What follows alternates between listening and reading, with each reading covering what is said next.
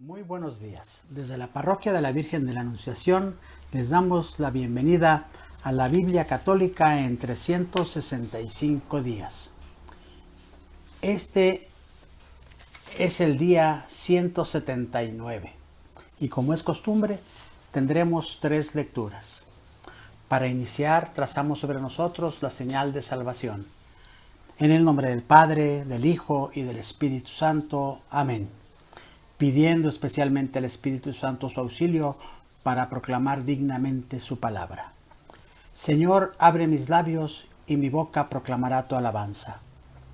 Es por tu amor, Señor, y por el inmaculado corazón de María. Lectura del primer libro de Crónicas, capítulos 8, 9 y 10.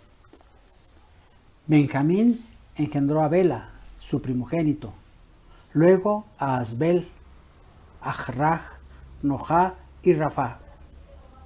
Los hijos de Bela fueron Adar, Gera, Abiud, Abisua, Namán, Ajuaj, Gera, Sefufán y Jurá. Estos son los hijos de Ehud, jefes de familia que residían en Geba y que tuvieron que emigrar después a Manahat. Namán, Agías y Gera. Este fue quien les hizo emigrar y fue padre de Asú, Ahijud. Saharaim tuvo hijos en el país de Moab, después de haberse separado de sus mujeres Husín y Bará. De su nueva mujer tuvo a Jobab, Sibía, Mesá, Malcón, Jeús, Sequillam y Mirmá. Estos fueron sus hijos, jefes de familia. De Husín había tenido a Ahitub y Elpaal. Hijos de Elpaal fueron Geber, Misán, Semed, que edificó Ono y Lod en sus poblados. Bería y Semá, jefes de familia entre los habitantes de Ayalón, ahuyentaron a los habitantes de Gat. Hermanos suyos eran Sesac, Jerimot, Zebadías, Arad, Geder, Miguel, Gispa, Jojá, eran hijos de Bería. Hijos de Elpaal, Zebadías, Mesulán, Yisquí, Yismereai, Yislia, Jobab. Hijos de Simei, Joaquín, Sicri, Sabdí, Elionai, Silitai, Eliel, Adayas, Barayas, Semarat. Hijos de Sesac, Gispán, Eber, Elial, Adón, Sacrí, Hanán, Hananías, Elam, Anatotías, Gibdahás, Penuel. Hijos de Yorahán, Samserai, Serajías, Atalías, Jarsías, Elías, Sicrí. Estos eran jefes de familia agrupados por linajes y residían en Jerusalén. En Gabaón residía el padre de Gabaón junto con su mujer, que se llamaba Maacá, y sus hijos. Abdón, el primogénito, y después Sur, Quis, Baal, Nadab, Gedor, Agías, Seker y Miclot, que fue padre de Simea. Estos residían también en Jerusalén con sus hermanos. Ner engendró a Quis, Quis a Saúl, Saúl a Jonatán, Malquisua, Abinadab y Esbal. Hijos de Jonatán fue Meribaal, que engendró a Miqueas. Hijos de Miqueas, Pitón, Melec, Tarea y Ahaz. Ahaz engendró a Joadá, Joadá a Amelet, Asmavet y Simri. Simri a Mosá, Mosá a Biná, Biná a Rafá, Rafá a Eleazar y Eleazar a Asel. Asel tuvo 6 hijos, Azricán, Bacrú, Ismael, Searías, Obadías y Hanán. Estos fueron los hijos de Asel, hijos de su hermano Esec, Ulán, el primogénito, Jehú y Elifelet. Los hijos de Ulán eran aguerridos, valientes y hábiles arqueros. Tuvieron muchos hijos y nietos, hasta 150. Todos estos eran benjaminitas. Todos los israelitas fueron registrados por genealogías en los anales del reino de Israel. Los de Judá fueron deportados a Babilonia por sus pecados. Los primeros que regresaron a establecerse en sus posiciones y ciudades fueron los israelitas seglares, los sacerdotes, los levitas y los adscritos al servicio del templo. Así se establecieron en Jerusalén descendientes de Judá, Benjamín, Efraín y Manasés. De la tribu de Judá, Utai, hijo de Amiud, hijo de Omri, del linaje de Pérez, hijo de Judá, hijo de Omri, hijo de Maní. Entre los silonitas, el primogénito, Asayas y sus hijos.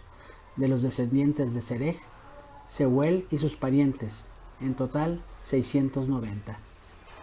Entre los benjaminitas, Salú, hijo de Mesulán, hijo de Jodavías, hijo de Asenuá, Gibnea, hijo de Yoroján, Elá, hijo de Usí, hijo de Micrí, Mesulán, hijo de Cefatías, hijo de Ruel, hijo de Gibnías, y sus hermanos agrupados por familias con un total de 956. Todos estos eran jefes de sus respectivas familias. Entre los sacerdotes, Yedayas, Yoyarib, Yaquín, Azarías, hijo de Gelsías, hijo de Mesulán, hijo de Sadoc, hijo de Merayot, hijo de Ahitub, príncipe del templo de Dios. Adayas, hijo de Jerohán, hijo de Pashur, hijo de Malquillá, Masai, hijo de Abiel, hijo de Yasresat, hijo de Mesulán, hijo de Mesilamit, hijo de Imer, y sus hermanos, jefes de familia. En total, 1770, gente valerosa consagrada al servicio del templo de Dios. Entre los levitas, Semayas, hijo de Jasub, hijo de Azricán, hijo de Hasabías, de la descendencia de Merarí, Babcabar, Jerez, Galal, Matanías, hijo de Miqueas, hijo de Sicrí, hijo de Asaf, Abdías, hijo de Samellas, hijo de Galal, hijo de Yedutún, Berequías, hijo de Asá, hijo de Elcaná, que residía en los poblados Totufíes. Entre los potreros, Salum, Acub, Talmón, Ahmán y sus parientes. Salum era el jefe. Él y sus parientes eran porteros en los campamentos de los levitas y continúan hasta hoy como guardianes de la puerta del rey que da al oriente. Salum, hijo de Coré, hijo de Elbiasaf, hijo de Coraj y sus parientes, los coreitas de la misma familia, cuidaban del servicio litúrgico. Como porteros, custodiaban la entrada de la tienda, lo mismo que antaño sus antepasados custodiaban la entrada del campamento del Señor. Pinjas, hijo de Eleazar, fue su jefe en el pasado. El Señor estaba con él. Zacarías, hijo de Meselamías, atendía como portero a la entrada de la tienda del encuentro. Los porteros de la entrada, gente selecta, sumaban en total 212 inscritos en el censo de sus ciudades. David y Samuel, el vidente, los había elegido para este cargo como premio a su fidelidad. Ellos y sus descendientes estaban encargados de custodiar las puertas del templo del Señor, es decir, del santuario. Había porteros en los 4 puntos cardinales, al este, al oeste, al norte y al sur. Sus parientes, que seguían en sus aldeas, venían periódicamente a sustituirlos durante 7 días. Pero los 4 jefes de los porteros estaban ahí permanentemente y en su calidad de levitas cuidaban las cámaras y tesoros del templo de Dios. Pasaban la noche en las salas que había en torno al templo de Dios, pues tenían que custodiarlo y abrirlo cada mañana. Algunos de ellos cuidaban los utensilios del culto, que eran contados al salir y al entrar. Otros tenían a su cargo el mobiliario del templo, la mejor harina, el vino, el aceite, el incienso y los perfumes. En cambio, la mezcla de los perfumes aromáticos era preparada por los sacerdotes. Matatías, uno de los levitas primogénito de Salum, el coreíta, estaba permanentemente encargado de preparar las tortas fritas. Otros de entre sus parientes queatitas preparaban cada sábado los panes ofrecidos. Estos eran los cantores jefes de familia de los levitas. Vivían en las salas del templo, exentos de toda otra función, porque día y noche estaban ocupados en su cargo. Estos eran los jefes de familia de los levitas por linajes, residían en Jerusalén. Yehiel, padre de Gabaón, residía en Gabaón. Su mujer se llamaba Maacá.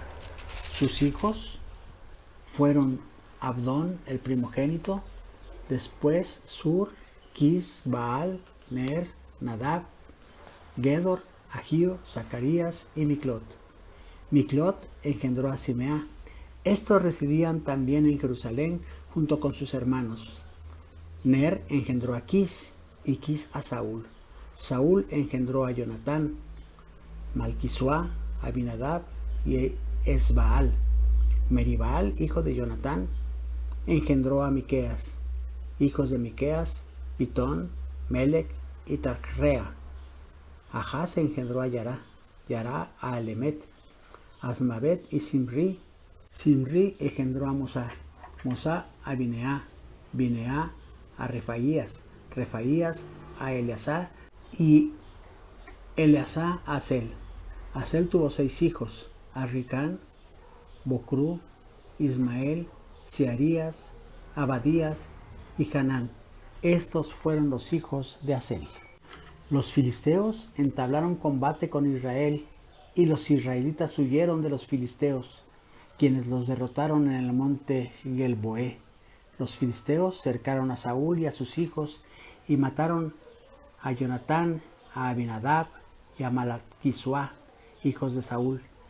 El peso del combate cayó entonces sobre Saúl, que fue descubierto por los arqueros y herido gravemente. Saúl ordenó a su escudero: saca tu espada y mátame, no sea que vengan los incircuncisos y me deshonren. Pero su escudero se negó, pues tenía mucho miedo. Entonces Saúl tomó la espada y se echó sobre ella.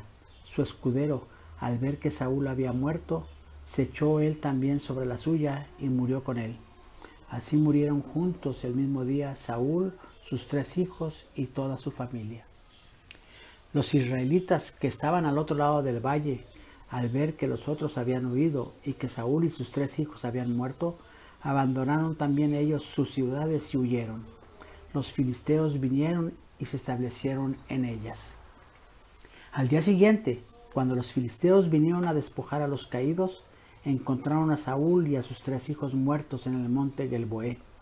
Los despojaron, se llevaron sus cabezas y sus armas e hicieron publicar la noticia por todo el país de los filisteos, en los templos de los ídolos y entre todo el pueblo. Pusieron las armas de Saúl en el templo de Astarté y colgaron su cabeza en el templo de Dagón. Cuando los habitantes de Yabes de Galaad se enteraron de lo que habían hecho los filisteos con Saúl, caminaron toda la noche, retiraron el cadáver de Saúl y de sus hijos, los llevaron a Yabes, los sepultaron bajo el árbol sagrado de Yabes y ayunaron durante 7 días. Saúl murió a causa de su infidelidad al Señor. No guardó sus palabras y consultó a una divina, en lugar de consultar al Señor. Por eso el Señor le quitó la vida y entregó el reino a David, hijo de Jesé. Proverbios, capítulo 13, versículo 1 a 12. El hijo sabio ama la disciplina. El arrogante no hace caso de lo correcto. El hombre de bien recoge el fruto de lo que dice. Los perversos se alimentan de violencia. El que vigila sus palabras guarda su vida. El que habla sin sentido busca su ruina. Anhela el perezoso, pero nada logra. El deseo de los trabajadores queda satisfecho. El justo odia las palabras mentirosas. El malvado calumnia y deshonra. La rectitud protege al intachable. Hay quien se las da de rico y no tiene nada. Hay quien pasa por pobre y tiene mucho. Al rico lo protegen sus riquezas, pero el pobre no escucha la amenaza. La luz de los justos brilla con fuerza. La lámpara del malvado se apaga. La insolencia produce rivalidades. La sabiduría acompaña a los que se dejan aconsejar. Riqueza rápida se esfuma. El que reúne poco a poco se enriquece. Esperanza prolongada enferma el corazón. Árbol de vida es el deseo satisfecho. De la segunda carta a los Corintios, capítulo 10. Yo mismo los exhorto, por la mansedumbre y la benevolencia de Cristo. Yo, Pablo, que soy tan apocado cuando estoy delante de ustedes, y tan audaz cuando estoy lejos. Les ruego que cuando esté entre ustedes, no me vea obligado a ejercer esa severidad, que pienso emplear resueltamente contra aquellos que suponen que nuestra conducta se inspira en motivos carnales. Porque, aunque vivimos en la carne, no combatimos con medios carnales. No, las armas de nuestro combate no son carnales, pero por la fuerza de Dios son suficientemente poderosas para derribar fortalezas. Por eso, destruimos los sofismas y toda clase de altanería que se levanta contra el conocimiento de Dios, y sometemos toda inteligencia humana para que obedezca a Cristo. Y estamos dispuestos a castigar cualquier desobediencia una vez que ustedes lleguen a obedecer perfectamente. Acepten las cosas como son. El que hace alarde de ser de Cristo, reconozca que también lo somos nosotros. Y aunque yo me gloriara más de la cuenta en la autoridad que me dio el Señor, no me avergüenzo, porque es para edificación y no para destrucción de ustedes.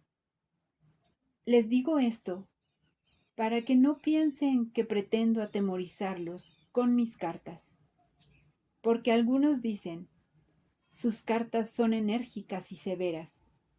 En cambio, su presencia resulta insignificante y su palabra despreciable.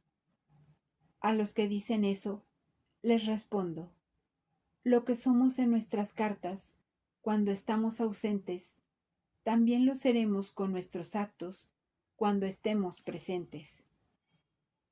En realidad, no pretendemos ponernos a la altura de algunos que se elogian a sí mismos, ni comportarnos con ellos. El hecho de que se midan con su propia medida y se comparen consigo mismos demuestra que proceden neciamente.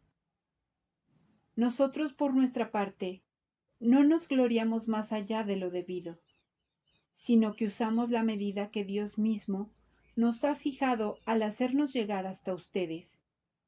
En efecto, no nos excedemos en nuestro derecho. Nos excederíamos si no hubiéramos ido, pero nosotros fuimos para anunciarles la buena noticia de Cristo.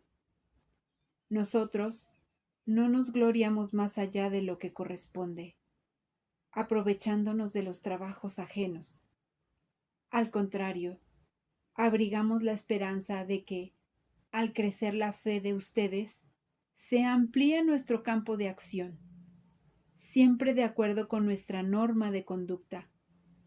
Así podremos llevar la buena noticia a regiones más alejadas todavía, sin entrar en campo ajeno ni gloriarnos en el trabajo de otros. El que se gloríe en el Señor, porque el que vale no es el que se recomienda a sí mismo, sino aquel a quien Dios recomienda. Esta es palabra de Dios. Gloria a ti, Señor Jesús.